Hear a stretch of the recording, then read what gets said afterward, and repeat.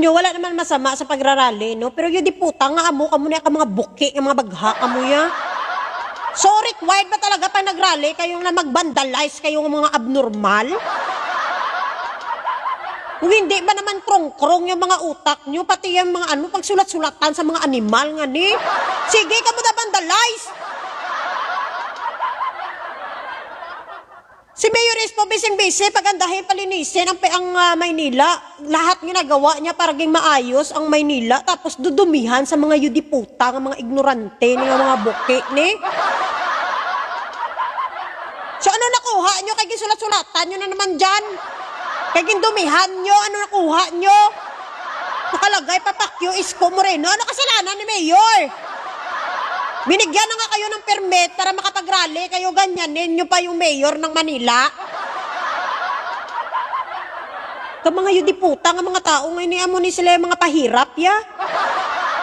Mga pader dyan na walang ginagawa, mga ano dyan, mga anik-anik dyan pangsulatan sa mga yudiputa. O tapos nakasulat ka, anong na-feel mo? Pwede naman tayo mag-rally, pero bakit kailangan mag-vandalize kayo? O ngayon, dahil dinumihan nyo yan, nilinisin na naman ang gobyerno ng Maynila. Pipinturahan na naman ulit.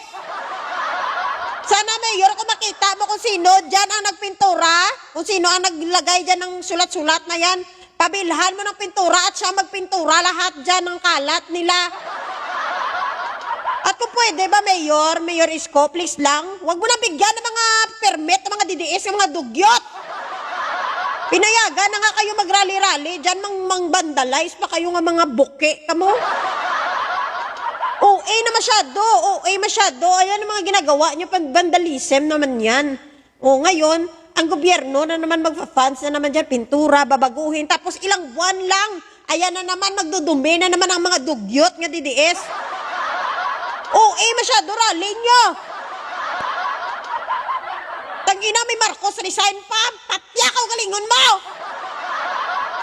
Marcos resign, linte. Pila na nga bisis nga Marcos resign na may nangyari.